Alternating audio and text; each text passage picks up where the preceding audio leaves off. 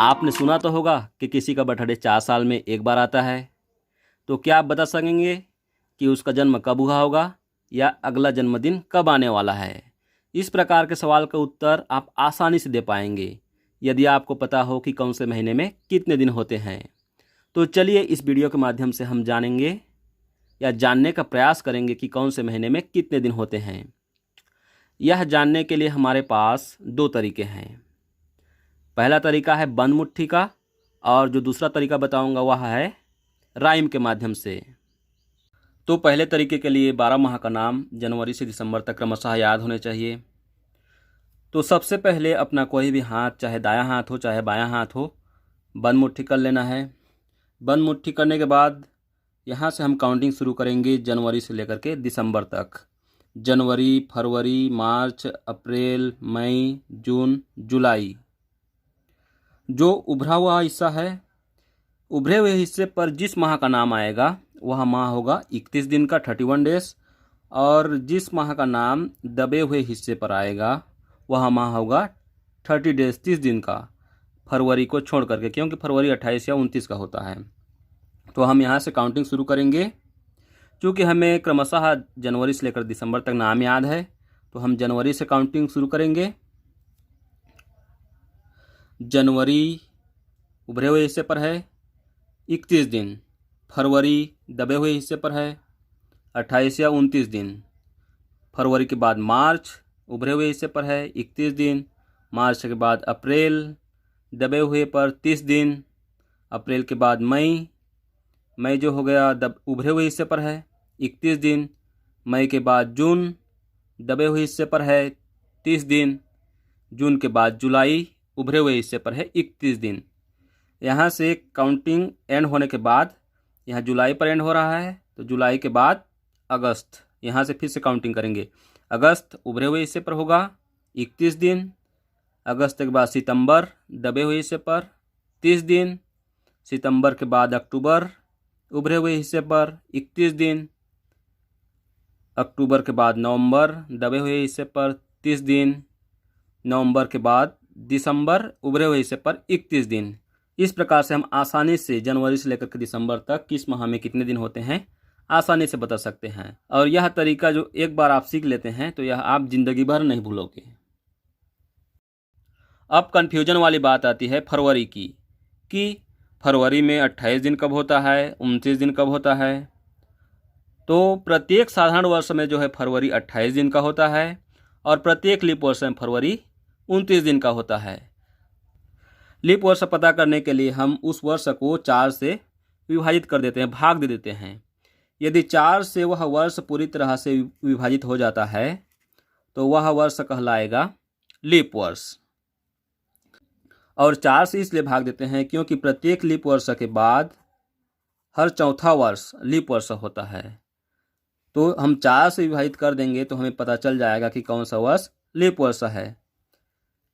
यदि उदाहरण देखें तो अभी का वर्ष जो है 2022 है। 2022 को यदि हम 4 से विभाजित करते हैं, 4 से विभाजित करते हैं तो शेष फल बच जा रहा है, मतलब पूरी तरह से विभाजित नहीं हो रहा है। तो यह वर्ष लीप वर्ष नहीं है, यह वर्ष साधारण वर्ष है। और इस 2022 में फरवरी 28 दिन का होगा क्योंकि यह साधारण वर्ष है। यदि 4 से पूरी तरह से विभाजित हो जाता तो लीप वर्ष कहते। तो इसी प्रकार से अगर पुराने साल पर चलें, 2021 को 4 से विभाजित करके देखते हैं तो 2021 में भी शेषफल बच जा रहा है, ये भी पूरी तरह से विभाजित नहीं हो रहा है, तो यह भी साधारण वर्ष है। इसी तरह से 2020 की बात करें, 2020 को 4 से भाग देते हैं तो यह 4 से पूरी तरह से विभाजित हो जा रहा है, मतलब 2020 जो था लीप वर्ष था। इस 2020 में फरवरी 29 दिन का था। लीप वर्ष के बाद हर चौथा वर्ष लीप वर्ष होता है। तो 2020 लीप वर्ष मिल गया तो हर चौथा वर्ष मतलब 2024 लीप वर्ष होना चाहिए। तो 4 से यदि 2024 को भाग देते हैं तो 2024 पूरी तरह से विभाजित हो जा रहा है, मतलब 2024 भी लीप वर्ष है और 2024 में फरवरी 29 दिन का होगा। इस प्रकार से हम 4 से विभाजित करके प्रत्येक वर्ष को हम पता कर सकते हैं कि कौन सा वर्ष लीप वर्ष है, जहां फरवरी 29 दिन का होगा। अब हम दूसरे तरीके की बात करें तो दूसरा तरीका है राइम के माध्यम से। तो दूसरा तरीका है सी अप जू 9 30 के बाकी के 31, फरवरी 28 के चौथे सन 29। सी अप जू 9 30 के, सी मतलब सितंबर, अप मतलब अप्रैल, जू मतलब जून, 9 मतलब नवंबर। तो सितंबर अप्रैल जून नवंबर 30 के, सितंबर अप्रैल जून नवंबर 30 के बाकी के 31। यह चारों माह जो है 30 का होगा और जो माह बच रहा है वो सब 31 के होंगे। फरवरी 28 के चौथे सन 29, फरवरी जो है 28 का होगा और चौथे सन जो अभी बात कर रहे थे लीप वर्ष का, जो प्रत्येक लीप वर्ष का चौथा साल होता है वो भी लीप वर्ष होता है, तो हर चौथा साल होगा फरवरी 29 दिन का। तो यह तरीका भी बेहतरीन है। इस तरीके से भी हम यह जो राइम है यदि इसको हम याद कर लें तो हम बड़ी सरलता से बता सकते हैं कि कौन से माह में कितना दिन होता है। यह तरीका ही बहुत सरल तरीका है यदि आपको राइम याद रहेगा तो। ठीक है, यही कविता इंग्लिश में भी है जो कक्षा तीसरी CGSCRT की बुक में दिया है। 30 days have September, April, June and November.